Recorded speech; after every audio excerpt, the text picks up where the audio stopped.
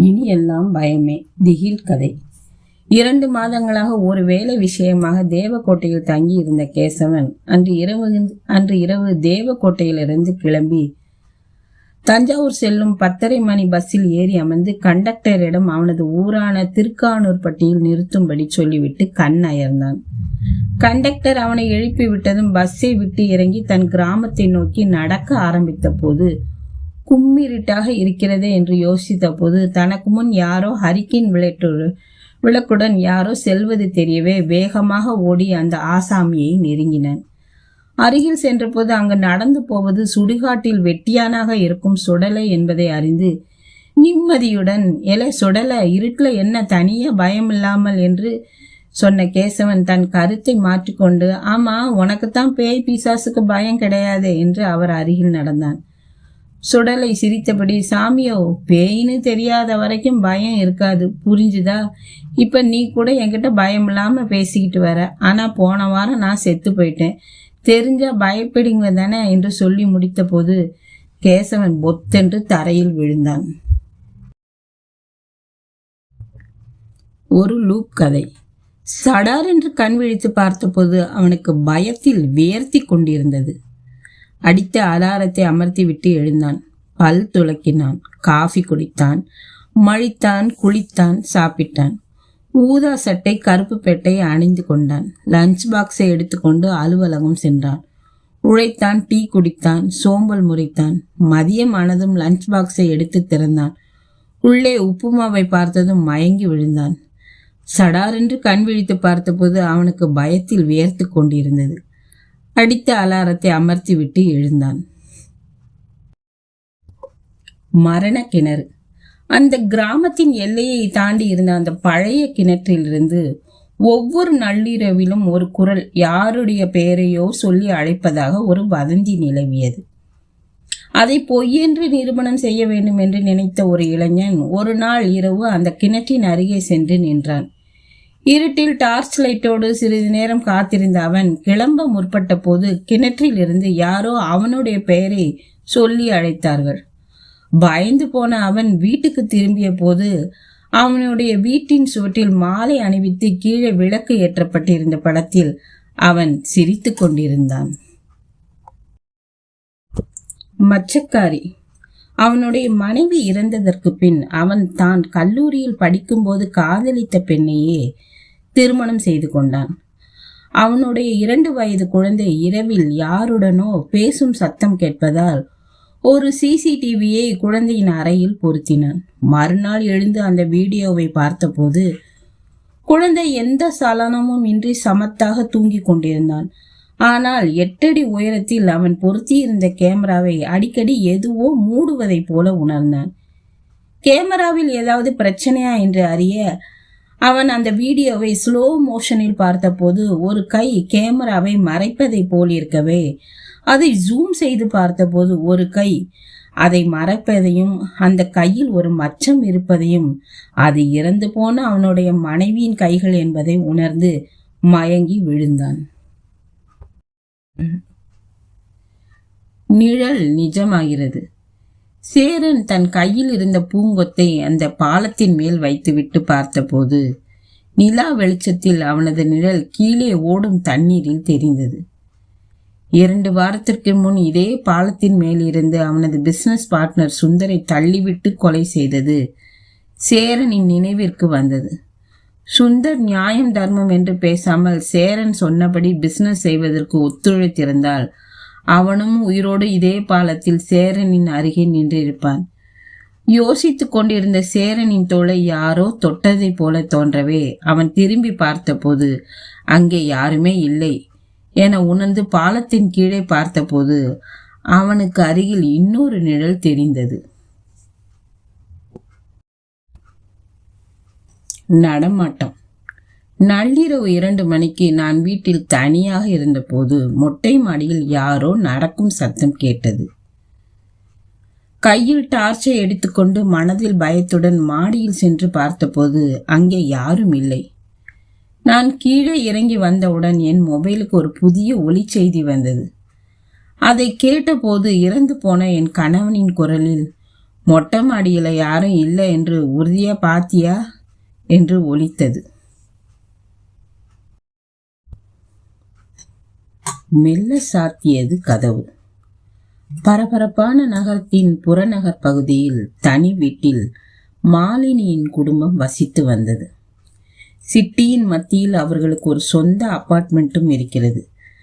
சமீபத்தில் அதில் வாடகைக்கு இருந்தவர்களை காலி செய்ததும் மாலினியின் பிடிவாதத்தால் புறநகரை விட்டு அபார்ட்மெண்ட்டிற்கு இடம் பெயர்ந்தார்கள். மாலினியின் கணவன் சூரஜ் எவ்வளவு சொல்லியும் மாலினி தன் முடிவை மாற்றிக்கொள்வதாக இல்லை. அவர்கள் சிட்டி அபார்ட்மெண்ட்டிற்கு வந்து 2 நாட்கள் ஆயிற்று. அன்று மாலை அலுவலகத்திலிருந்து வீட்டுக்கு வந்த மாலினி, அப்பாடி, சிட்டிக்குள்ள வந்தது எவ்வளவு வசதியா இருக்கு என்று பெருமூச்சு விட்டபடியே சொன்னபோது, அவுட்ஸ்கர்ட்ல தனி வீட்டில் நிம்மதியா இருந்த சுகம் இந்த சின்ன அப்பார்ட்மெண்ட்ல வருமா என்றான் அவன் கணவன் சூரஜ். சின்ன அப்பார்ட்மெண்ட் தான், ஆனா என்னோட ஆஃபீஸ், மேகாவோட ஸ்கூல் எல்லாமே இங்க ரொம்ப பக்கத்திலேயே இருக்கிறத வச்சு பார்த்தா நம்ம அந்த வீட்டில இருந்து இங்க மாறி வந்தது நல்லதுதான் என்று மாலினி தன் முடிவில் உறுதியாக இருந்தாள். அவர்களின் பெண் மேகா வந்து, எனக்கு இந்த வீடு பிடிக்கவே இல்லை, நம்ம பழைய வீடும் என்னோட பழைய ஸ்கூலும் தான் பிடிச்சிருக்கு என்றவனின் குரலில் நிஜமான வருத்தம் தெரிந்தது. புதிய நண்பர்கள் கிடைப்பார்கள், கொஞ்ச நாள்ல எல்லாம் பழகிடும் என்றாள் மாலினி. அன்று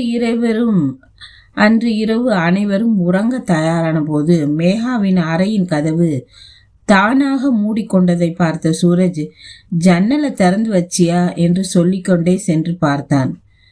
ஜன்னல் மூடிதானே இருக்கு, அப்புறம் எப்படி கதவு மூடிக்கிடுச்சு என்று அவன் மனைவி மாலினியிடம் கேட்டான். மேகா, ஆமாப்பா, நேத்து நான் வந்ததுல இருந்தே தானா சாத்திக்குது என்றாள். அதற்கு கதவு ரிப்பேராய் இருக்கும், நாளைக்கு ஆளை வர சொல்லி சரி செய்ய சொல்றேன் என்றான் சூரஜ். அன்று இரவு மேகா அலறிய சத்தம் கேட்டு மாலினியும் சூரஜும் சென்று பார்த்தபோது மேகா எதற்கோ பயந்து போய் இருந்தாள். யாரோ அவள் ரூமில் இருப்பதைப் போலவும் அவள் அருகில் இருப்பதைப் போலவும் இருப்பதாக சொன்னாள். கெட்ட கனவாக இருக்கும் என்று சொன்ன மாலினி கூடவே ஹாரர் படமா தேடி பிடித்து பார்த்தா இப்படித்தான் என்று மேகாவின் கன்னத்தில் செல்லமாக இடித்தாள். மாம், நான் இன்னைக்கு உங்க ரூம்ல தூங்கி கிடட்டுமா என்று பயத்துடன் கேட்ட மேகாவை தன் ரூமுக்கு அழைத்து சென்றாள் மாலினி. அப்போது மாலினி ஏதோ சத்தம் கேட்டு திரும்பிய போது மேகாவின் அறையின் கதவு தானாக சாத்திக் கொள்வதை பார்த்தாள்.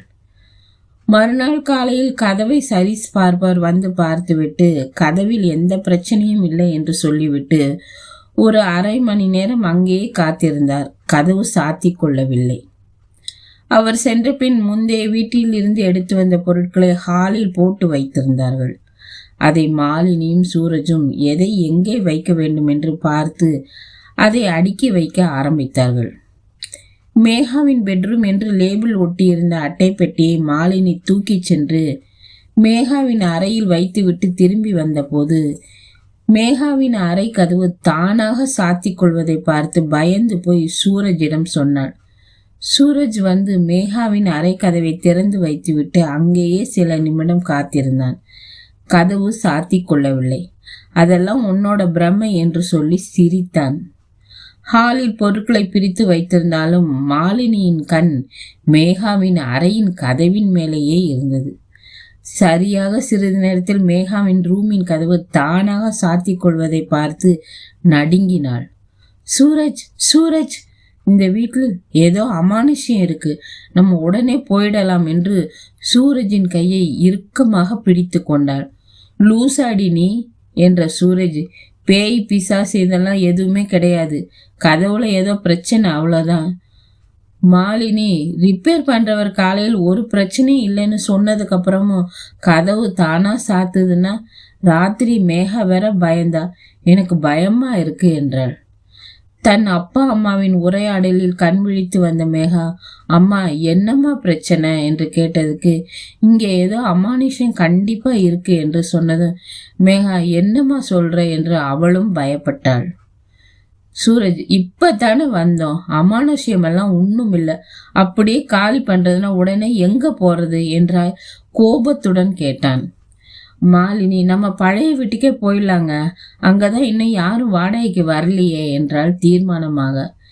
மேகம், ஆமாப்பா, அம்மா சொல்றதுதான் சரி, எனக்கும் பயமா இருக்கு என்று மாலினியுடன் சேர்ந்து கொண்டாள். சரி, மூவர்ஸை வர சொல்றேன், நல்ல வேளை நிறைய பாக்ஸ் திறக்கவே இல்லை என்றான். ஒரு வழியாக மீண்டும் அவர்களுடைய பழைய வீட்டிற்கே மாறி சென்று விட்டார்கள்.